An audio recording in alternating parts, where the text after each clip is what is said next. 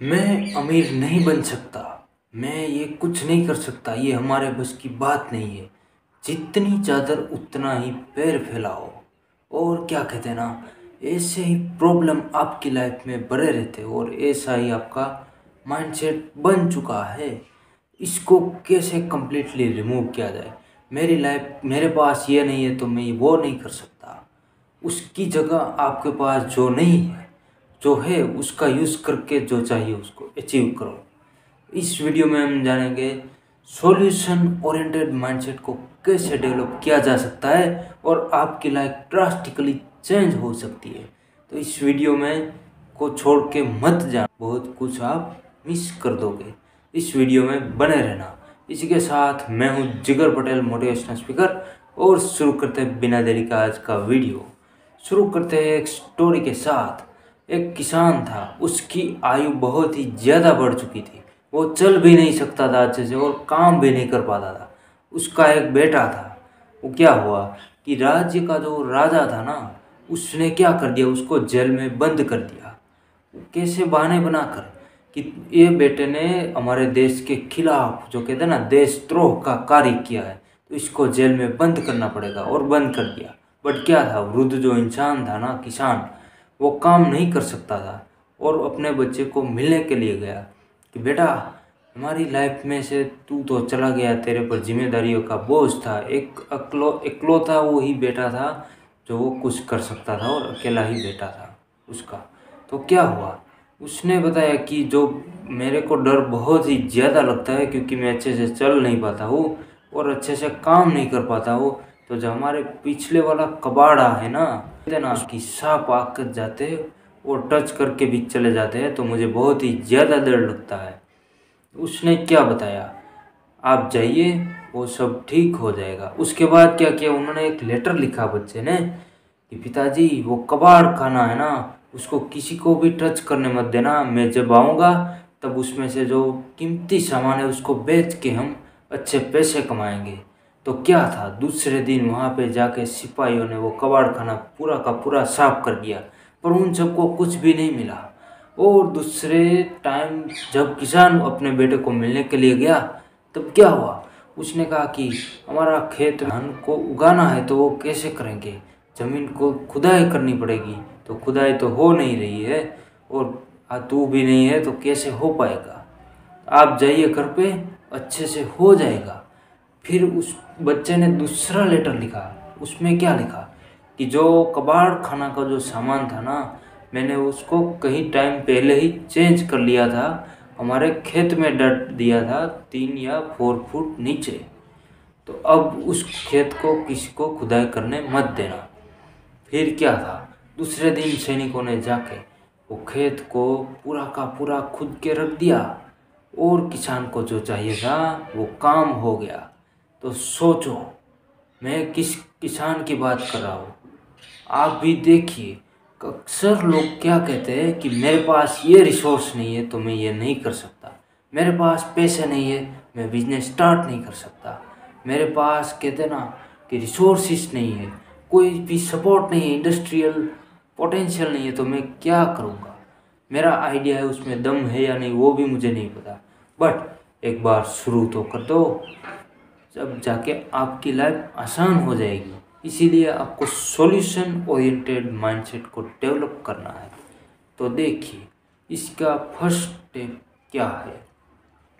अक्सर लोग क्या करते हैं ना कि focus on problems rather than solutions. Problem पे ही फोकस करते रहते हैं। मेरे साथ ये हो गया, अब क्या होगा, मेरे को मेरा जो पसंदीदा इंसान था वो छोड़ के चला गया, अब मैं क्या करूँगा। आपके साथ कुछ भी हो सकता है। आपके साथ कुदरत ने ऐसा कर दिया कि आप सोच भी नहीं सकते, पर उस प्रॉब्लम के बारे में ही आप सोचते रहते हो। यही जड़ है कि आप प्रॉब्लम को सॉल्व नहीं कर पाते और आपका जो सॉल्यूशन ओरिएंटेड माइंडसेट होना चाहिए उसका आप यूज़ नहीं करते हो।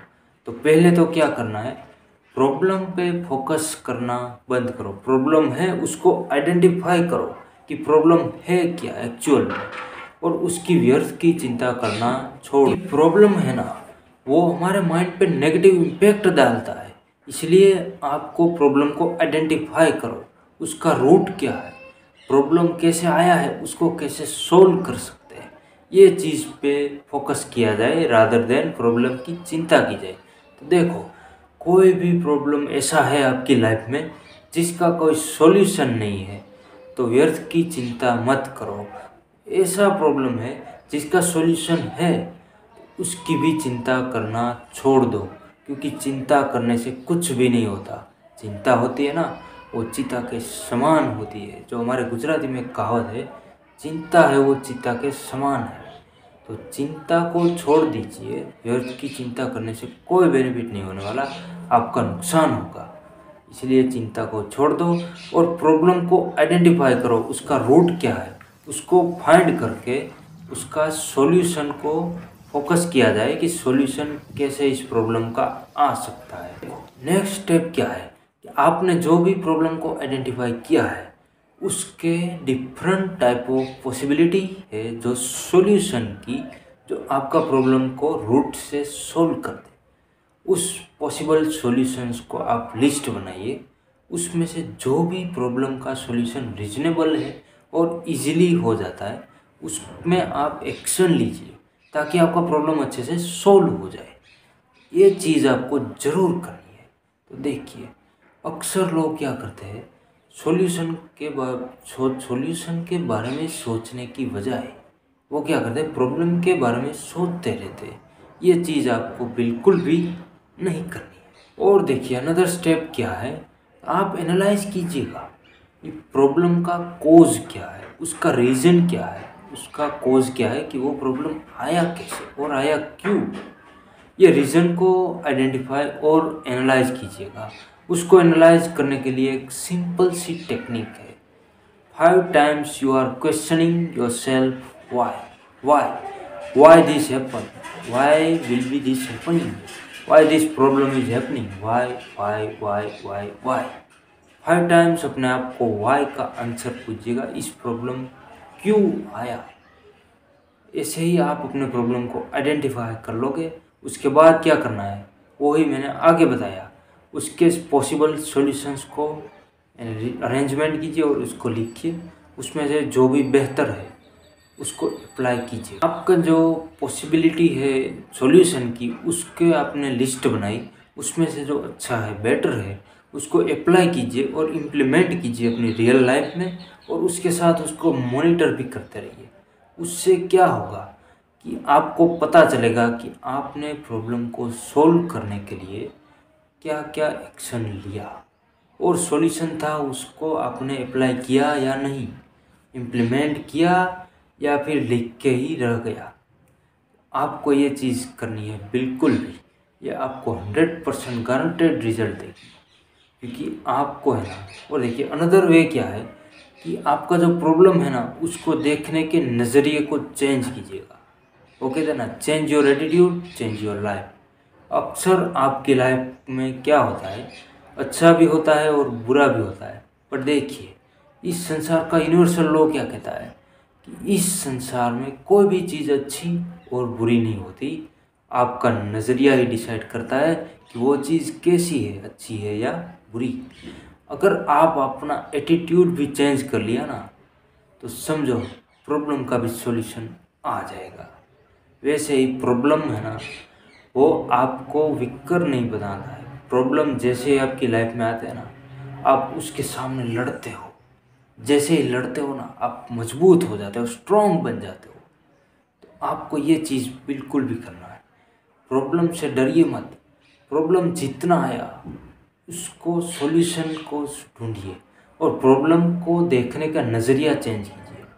Problem is not an problem, problem को देखिए एज एन अपॉर्चुनिटी की तरह कि ये प्रॉब्लम मेरी लाइफ में आया तो ये मुझको क्या ग्रोथ दे सकता है।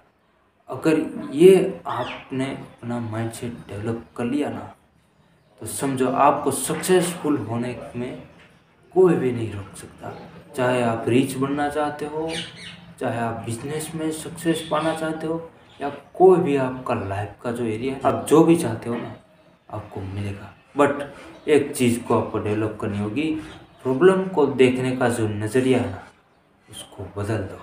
आपकी लाइफ ड्रास्टिकली चेंज हो जाएगी। कैसा लगा ये वीडियो, इसकी राय कमेंट सेक्शन में देना मत भूलना, और अपने फ्रेंड्स और फैमिली मेम्बर्स के साथ शेयर कर देना ताकि उसकी लाइफ भी बेटर हो सके और प्रॉब्लम माइंडसेट की जगह सॉल्यूशन ओरिएंटेड माइंडसेट बिल्ड हो सके। अब अगर आप ये वीडियो फेसबुक में देख रहे हो तो पेज को फॉलो करना मत भूलना, और यूट्यूब में देख रहे हो तो चैनल को सब्सक्राइब कर देना। Thank you so much for watching this amazing video.